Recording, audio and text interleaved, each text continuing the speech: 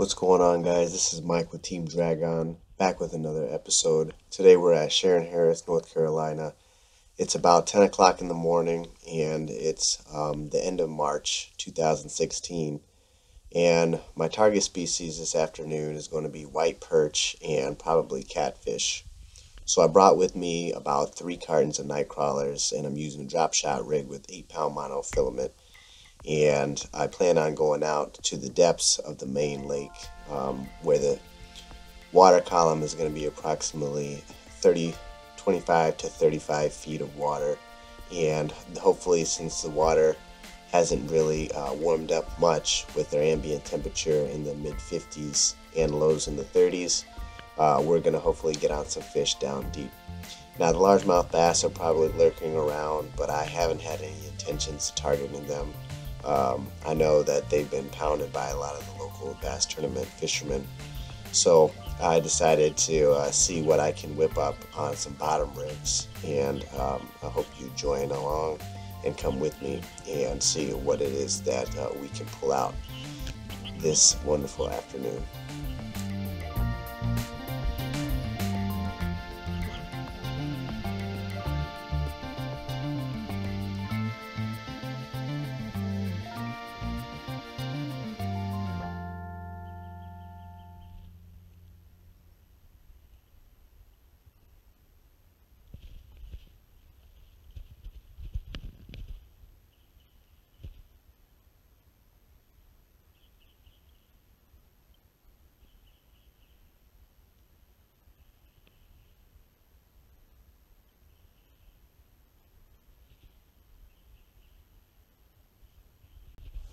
So basically, after I had seen that there was no bites around the area, I went on to the rest of my morning adventure, and I dabbled around in the middle of the lake and caught a couple small catfish ranging from channels to bullheads, and they were all small. So I spent the next 4 hours a little bit north of the lake and was not getting any bites. So I decided to come back to this area where you see here, very close in proximity to the buoy line and towards the middle of the lake, where I found some underwater structure ranging in depths from 18 to approximately 25 feet of water.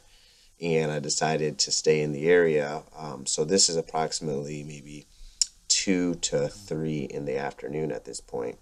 I burned up some time in the afternoon, like I said elsewhere. And as you see here, I just have a small bullhead, and I caught him on a tandem rig drop shot with number 6 bait holder eagle claw hooks, which are my favorite for live bait night crawlers because of the barbs on the shaft, and that really holds the bait and the worms on there, so any small fish usually get hooked. And as you can see there, when I was unhooking him as well, I had a couple small beads just to act as a fish attractant as I was jigging, and it seemed to pay off whenever I started jigging later in the evening, as you'll see.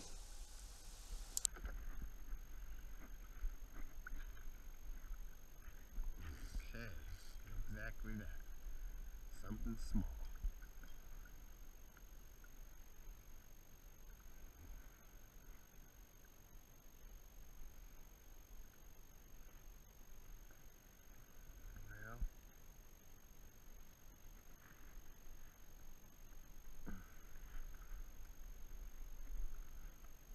Well, he ain't going in the record book. So in regards to the white catfish, for those of you who don't know, they're pretty much indigenous to the East Coast and the West Coast, and they're sparsely scattered in the Midwest United States. They are often confused with the channel catfish, but can be quickly identified by looking at the upper portion of their tail fin. You'll notice it's slightly larger in size, and you'll notice as well that their barbels located on their lower chin are white.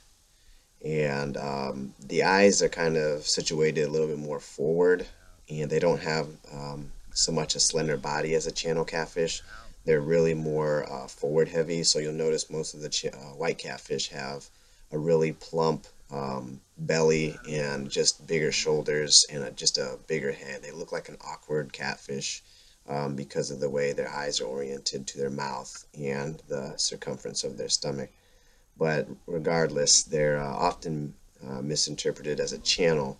But as you'll see with the largest light, I fish that seen I that caught fish the first later in time the evening, when I saw him. that was a length of around 17 inches, But he you'll ain't see doing that that.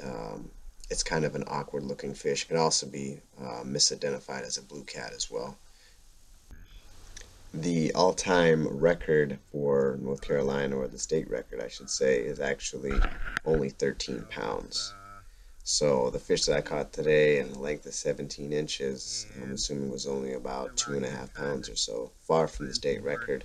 But just to give you some And looks like idea we got of another how large they get in cat. relation to other species, Should bullheads be flat going left and right. being another This is small my relative, third or which fourth one today. they say is actually Of course, there's no um, size to these a fish, close cousin but of the they'll white give catfish, me and the bullheads are supposedly interlinked relief somehow. from the And that's why having their to do it. size don't So get as large as your channels or your blue cats. looks like I got a fish on this one though.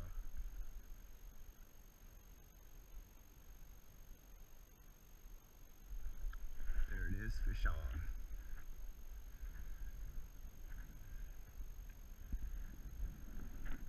Ah, exactly what I'm looking for. There we go.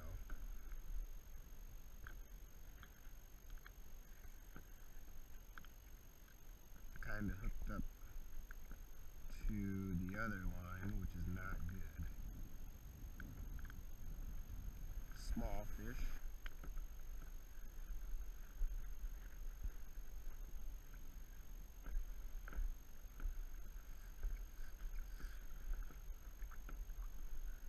Dude, look at the pouch on this guy. My lord. The pouch on this guy. He is very distended, very healthy. Of course.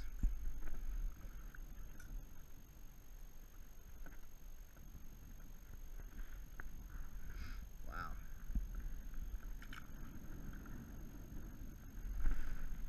Put a new worm on this. Drop it down here in a second. Trying to untangle this one. This giving me problems. Alright.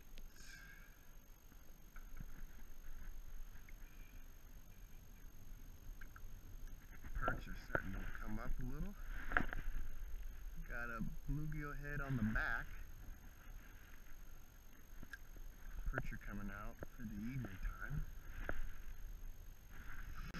I'm So doing as the some afternoon drop over down progressed, to the as you can bottom. see, the The sun's line walk all the setting way in the up, and then west I'm walking it back and on the almost bottom. at the horizon of the trees. This It line seemed that the pan is fishing and the fishing not overall even seemed to worth get a little bit switching it. better. The I'm just prime kind of time I switching would it and probably say dropping, making is sure that it's 1600 not to about touching the bottom, 1730, popping it off the bottom. and I managed to boat the largest Because white it's perch so of the day at about nine and a half light, so inches much, here in a few I just have to seconds, pause it and a really nice white and catfish feel. that went in a length of You 17 just inches. let the weight stay on the bottom, but just keep the line taut and feel for it. Real light hits.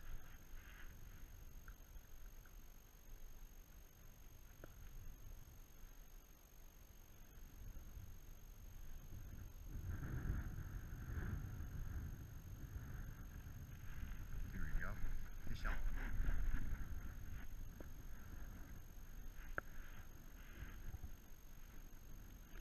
Oh yeah, that's a nice one right there. Yes sir. 9 incher. I got a feeling. I got a feeling he's a sub.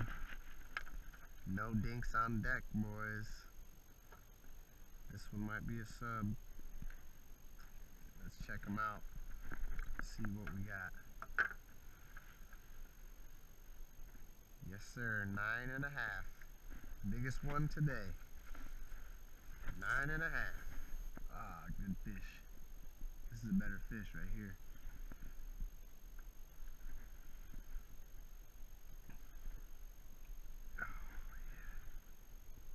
There we go. That's the one we're looking for. right there. Alright. That is the one we are looking for, boys. Oh yeah. Nice.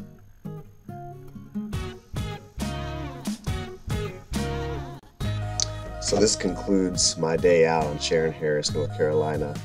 I had a pretty good time out there and learned a lot about the fishery in the winter months.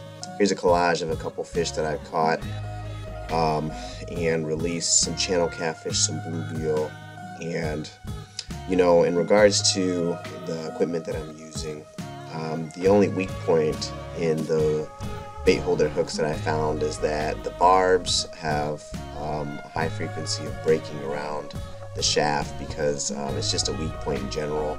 But my equipment today was just simply a 7-foot medium action rod with 8-pound mono again, with a number 6 bait holder eagle claw hook and night crawlers.